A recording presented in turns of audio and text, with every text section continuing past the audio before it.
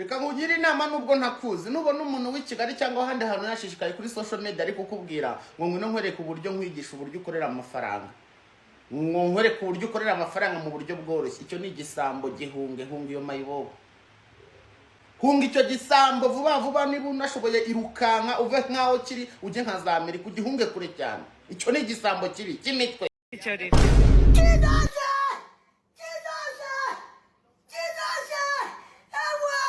Abantu bakeneye ibikorwa kurusha amagambo.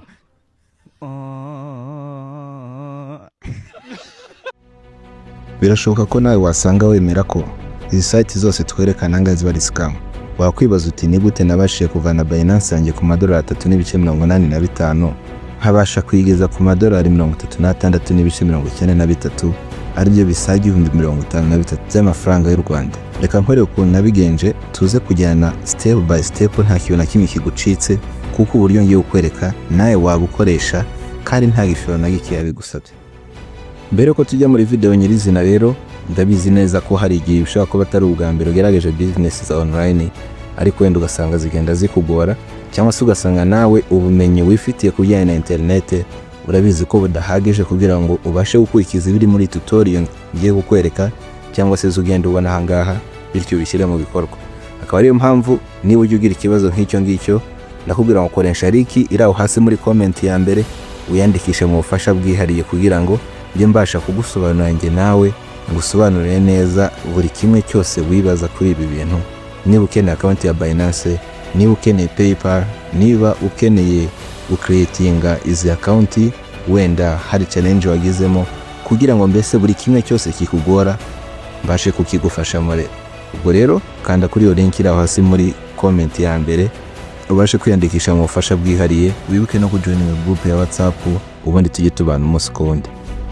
Mbere na mbere urabona neza ko Binance yanjye ariho amadolari 3.82.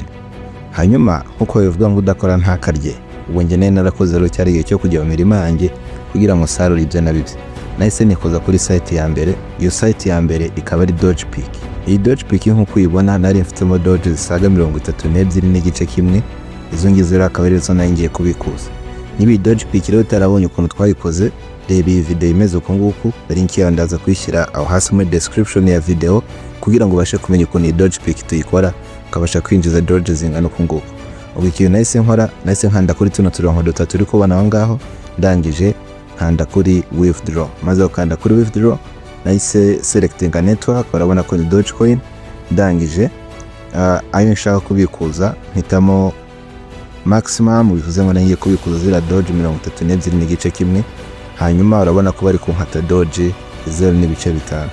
Then ikintu nakoze nahise njya muri Binance yanjye za gufatamo wallet address Doge Peak kugira ngo mbashe kwibikuza, and then maze kuyishyiramo nahise nkanda withdraw, ndategereza kugira ngo amafaranga yanjye abashe kongeraho.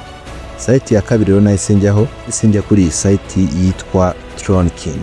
Iyi Tron King nayo twayivuzeho kenshi kandi murabizi ko ubwa mbere tugiye kubikuza amafaranga n'ubusanzwe ubana natwe ahangaha. Ubwo rero niba utazi ukuntu iyi ngiyi tuyikoresha, nayo reba iyi video ahangaha ubona ukuntu iyi Tron King tuyikoresha kugira ngo winjizemo izi TRX zawe.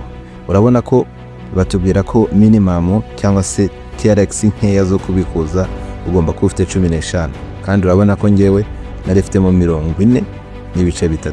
Ubwo rero nahise nikoza kuri Binance yanjye zana TRX address, iyi ni wallet address murabizi. Hanyuma nandikamo 40.3 amount ya TRX nashaka kubikuza. Hanyuma anda withdraw, ndategereza nayo kugira ngo TRX zanjye zibashe kongeraho aho ngaho kuri Binance. Site zose uri kubona ndi gukwereka ahangaha tuba twaragiye tuzikoraho ahangaha kuri channel. Bivuze ngo rero ari ubwa mbere ugeze kuri channel, kora subscribe kuko uri kubona ko hari ibintu byinshi ushaka kuba waracitswe bitewe no kutamenya ahantu biri kubera.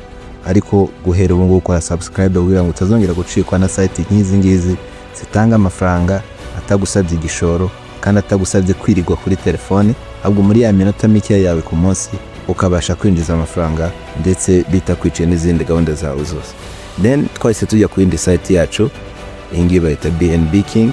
Iyi BNB King nayo video ya ndayishyira muri description aho hasi, urahita uyibona imeze uko nguko.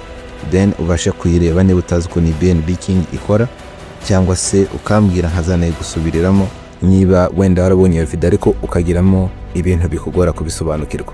Urabona ko iyi BNB King twari dufitemo 0.0025 za BNB. Ubwo twahise dukanda kuri withdraw, urabona ko batubwira ko amake yo kubikuza no kufite BNB 0.001. Ubwo rero urumva ko twari tuzirengeje. Ikintu nakoze nahise njya muri Binance yanjye nza gufatamo wallet address ya BNB, then maze gufatamo wallet address ya BNB rero nahise shyiramo amount ya BNB shaka kubikuza. Ubwo rero urabona ko nahise mbikuza BNB 0.0027. ubwo izo ngizo nizo nabikuje, then nagomba gutegereza kugira ngo izo BNB zanjye zibashe kongeraho.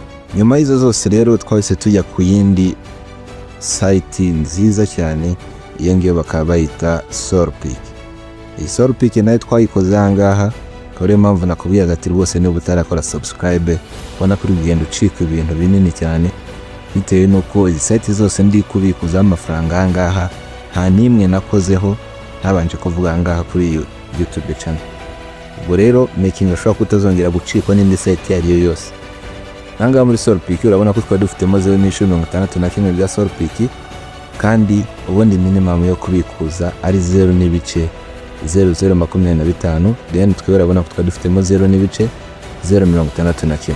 Ubwo rero nahise nkanda aho ngaho kuri utwo turongo dutatu, kanda kuri withdraw, maze ukanda kuri withdraw manza guhitamo network, urabona ko nahisemo BP20, then hitamo wallet address.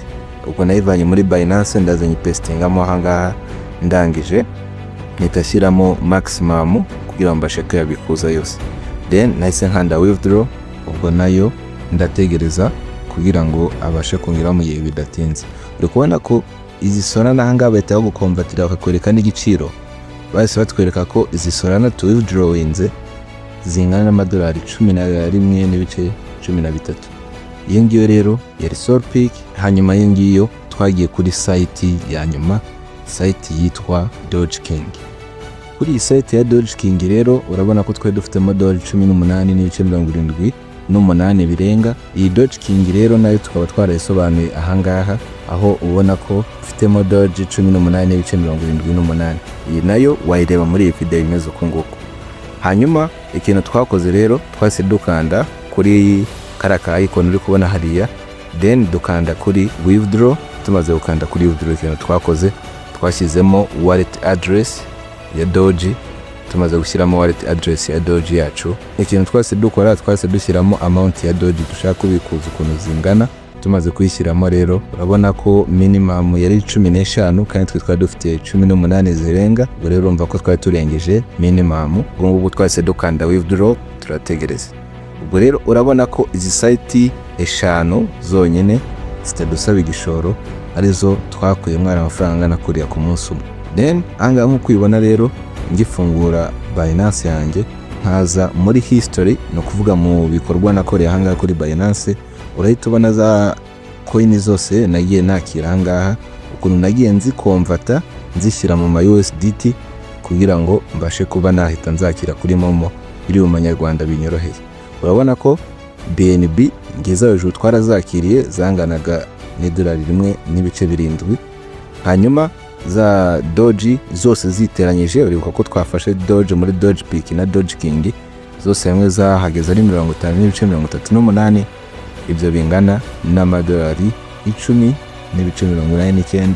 Hanyuma uribuka ko muri Tron King twakuyemo TRX zirenga 40, izo ngizo zikaba zingana n'amadolari 10.49. Hanyuma muri Solana uribuka ko twakuyemo 0.06. Hanyuma bitewe nuko bagiye badukata tuza gusigarana amadolari 9.69. niyo yabashije kutugeraho ahangaha kuri Binance yacu. Ayo yose rero wayateranya ugahita usanga ko ari amadolari 33.083. Ayo ngayo wayafata rero ukayakuba n'1450 cy'amanyarwanda. Ubwo nyandikira ngaho muri comment ati mbese kuri uwo munsi naba narakiriye ahangaha. Ubwo rero tangira ukore. Izi site zirizewe zitanga amafaranga, nubwo yaba atari menshi, ntabwo ari ukuguhindurira ubuzima ngo ubumukire, ariko ashobora kugira ikintu akumarira mu buzima bwa buri munsi. Ubwo rero izi site zose video zazo nazisize muri playlist isoza, wayikandaho ugahita ureba ukuntu izi site zose zikorwa ndetse n'izindi ntavuzemo ahangaha kureba ukuntu bazikora nawe ugatangira gukora.